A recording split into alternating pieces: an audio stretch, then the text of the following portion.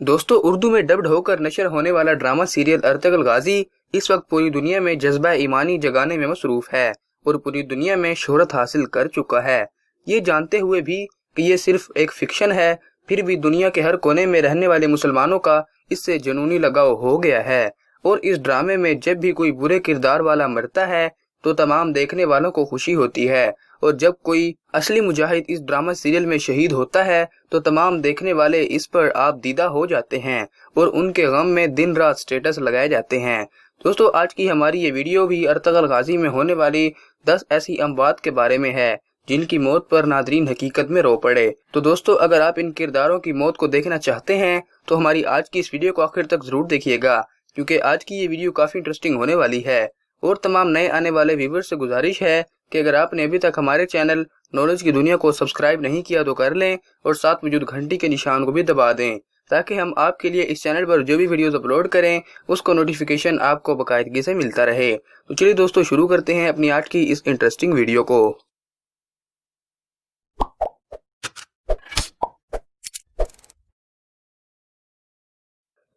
Number 1, Suleman Shah.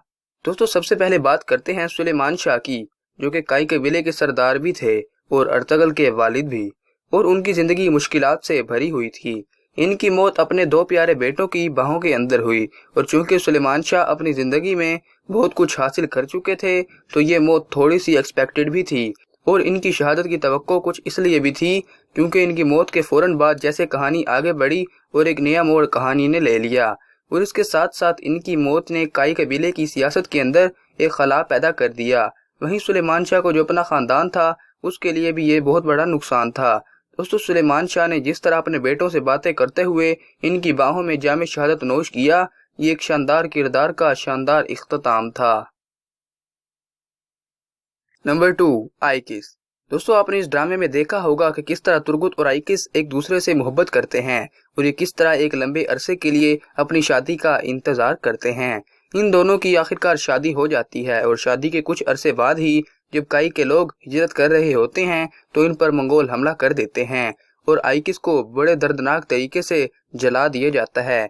मगर आइकिस किसी तरह बचकर 2 दरगाह कबीले तक पहुंच जाती है, जहां पर उसका इलाज किया जाता है, मगर फिर भी वो जिंदा नहीं बच पाती।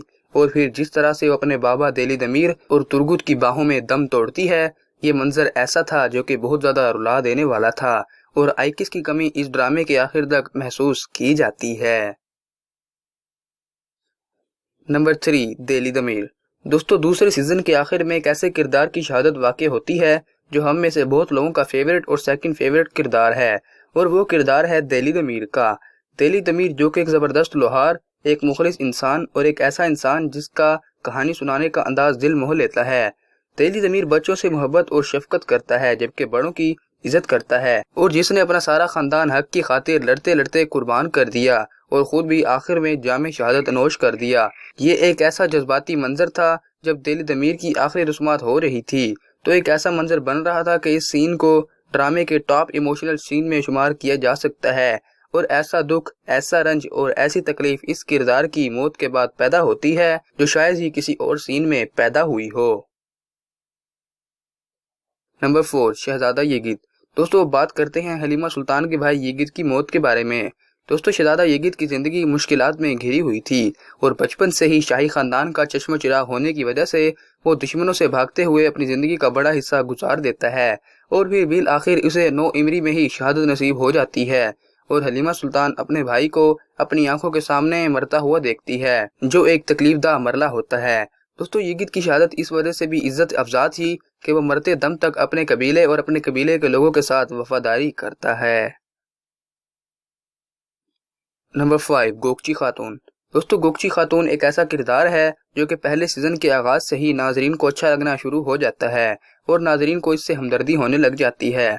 जिस तरह अर्तुगरुल की जानिब से गोकची की मोहब्बत को नजरअंदाज किया जाता है तो उसका दर्द दिल, उसका छुप कर रोना, ये तमाम चीजें नाजरीन को उसके साथ हमदर्दी करने पर मजबूर कर देती हैं। फिर हिजरत के बाद गोकची जब एक नए कबीले में जाती है तो वहां पर उसकी तैमूर के साथ एक नई इंटरेक्शन शुरू हो जाती है, और फिर उससे शादी करके जिस तरह उसे सियासी मकासद के लिए इस्तेमाल किया जाता है, तो ये तमाम चीजें गोकची की मौत को एक दुखी सीन बनाती हैं اور پھر اس کا اپنے شوہر کے سامنے جام شہادت نوش کرنا بھی ایک دکھ بھرا لمحہ تھا۔ نمبر 6، دوگان الپ۔ دوستو دوگان، درگت اور بامسی یہ تینوں ارطغرل کے سپاہی اور اس کے خاص دوست تھے۔ دوگان کا کردار ہمیشہ بامسی کے جذباتی پن کو اور ترگت کے غصوں کو قابو کرتا تھا۔ دوستو دوگان کی ٹھنڈی طبیعت، سکون والا انداز اور اس کا محبت کرنے کا سٹائل، یہ سب مل کر دوگان کے کردار کو بڑا ہی امپریسو بناتی ہیں۔ دوستو دوگان کی جن حالات میں شہادت ہوتی ہے یہ تنہا دشمنوں کے بیچ ہوتا ہے، اور کسی طرح جب وہ زخمی حالت میں اپنے قبیلے پہنچا اور اپنی بیوی گل بانو کے سامنے اور اپنے تینوں بہترین دوستوں کے سامنے جب وہ جان دیتا ہے تو وہ ایک ایسا منظر ہوتا ہے جو آنے والے کئی دنوں تک لوگوں کو رلاتے ہوئے رنجیدہ کر دیتا ہے۔ نمبر 7، سمسا الپ۔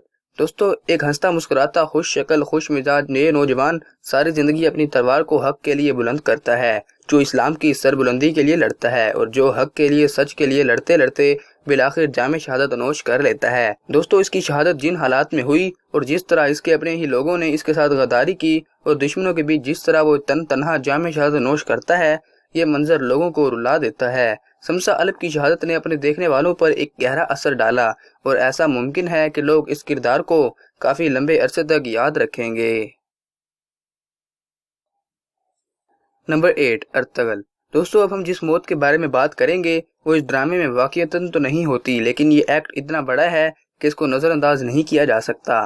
اگرچہ ارطغرل غازی کی اس ڈرامے میں موت یہ شہادت واقع نہیں ہوتی، لیکن مختلف مقامات پر اس طرح سے دکھایا جاتا ہے کہ جیسے ارطغرل غازی شہید ہو چکا ہے۔ سب سے پہلے دوسرے سیزن میں ہی جب ارطغرل غازی منگولوں کے ہاتھ لگ جاتا ہے تو یہ لگتا ہے کہ شاید ارطغرل غازی شہید ہو چکا ہے، اور جب گندوکتو اسے تلاش کرتے ہوئے ایک سرائے میں پہنچتا ہے تو ایک جلی ہوئی لاش میں سے ارطغرل کی ایک نشانی دیکھتا ہے، اور وہ جب واپس آ کر قبیلے والوں کو بتاتا ہے کہ ارطغرل غازی اب زندہ نہیں رہا تو لوگوں کا ری ایکشن دیکھنے والا ہوتا ہے۔ اور چوتھے سیزن میں ایک بار پھر سے ایسا ہی سین بنایا گیا جس میں ارطغرل کا سوگ منایا جاتا ہے، اور جس طرح سے ماتم کیا جاتا ہے وہ دیکھنے والوں کو بڑا ہی ایموشنل کر دیتا ہے۔ نمبر 9، حلیمہ سلطان۔ دوستو بات کرتے ہیں ڈرامہ سیریل ارطغرل غازی کے سب سے دکھی سین کے بارے میں۔ اسے دیکھ کر یقیناً ہر دیکھنے والا رویا ہوگا۔ دوستو کوئی بھی ڈرامہ یا فلم ہو اس میں دو کردار سب زیادہ اہمیت کے حامل ہوتے ہیں، جن میں سے ایک ہیرو اور دوسرا ہیروئن کا کردار ہوتا ہے۔ تو اسی لیے اس ڈرامے میں سب سے دکھی سین ہیروئن کی موت کا تھا، کیونکہ یہ ڈرامہ دیکھنے والے سب سے زیادہ محبت حلیمہ سلطان اور ارطغرل غازی سے کرتے ہیں، اور چونکہ سارے ناظرین ہی ان دونوں کو ہمیشہ ایک ساتھ دیکھنا چاہتے ہیں، اور جس طرح سے یہ اپنے تیسرے بیٹے عثمان کی پیدائش کے فوراً بعد ہی مر جاتی ہے اور ایک بیٹا اسے آوازیں دے رہا تھا اور دوسرا بیٹا پیدا ہو چکا تھا، تو یہ ساری چیزیں مل کر حلیمہ سلطان کی موت کو اس ڈرامے کا سب سے دکھی منظر بنا دیتے ہیں۔ نمبر 10، جونیئر سلیمان شاہ۔ دوستو بات کرتے ہیں سلیمان شاہ کی، جو کہ گندوکتو اور سلجان خاتون کا بیٹا تھا، اور آپ نے دیکھا ہوگا کہ کس طرح سے گندوکتو اور سلجان خاتون اولاد کے لیے تڑپتے ہیں، اور ایک ایسا وقت بھی آتا ہے جب گندوکتو دوسری شادی کرنے تک پہنچ جاتا ہے کیونکہ وہ اولاد کی نعمت سے محروم ہوتا ہے، اور پھر جب آخر کار ان دونوں کو اولاد ملتی ہے اور پھر اس کا نام اس کے دادا سلیمان شاہ کے نام پر رکھا جاتا ہے۔ دوستو سلیمان کا جس طرح سے بچپن گزرتا ہے اور جس طرح سے اس کو تشدد کا سامنا کرنا پڑتا ہے اور جن حالات میں اس کی شہادت ہوتی ہے، یہ یقیناً ہر دیکھنے والے کے لیے ایک دردناک اور اذیت ناک منظر ہوتا ہے۔ تو دوستو یہ تھی ارطغرل غازی ڈرامے میں ہونے والی دردناک اموات، جن کو دیکھ کر تقریباً ہر کوئی رویا ہوگا۔ دوستو یہ ویڈیو آپ کو کیسی لگی ہمیں کمنٹ باکس میں ضرور بتائیں۔ اگر اچھی لگی ہو تو لائک کر کے اپنی پسند کا اظہار کریں، اور جاتے جاتے ہمارے چینل نالج کی دنیا کو سبسکرائب کر کے ساتھ موجود گھنٹی کے نشان کو بھی دبا دیں۔ آج کی ویڈیو یہیں تک، آپ سے ملتے ہیں اس طرح کی ایک اور نئی ویڈیو میں، تب تک کے لیے اللہ حافظ۔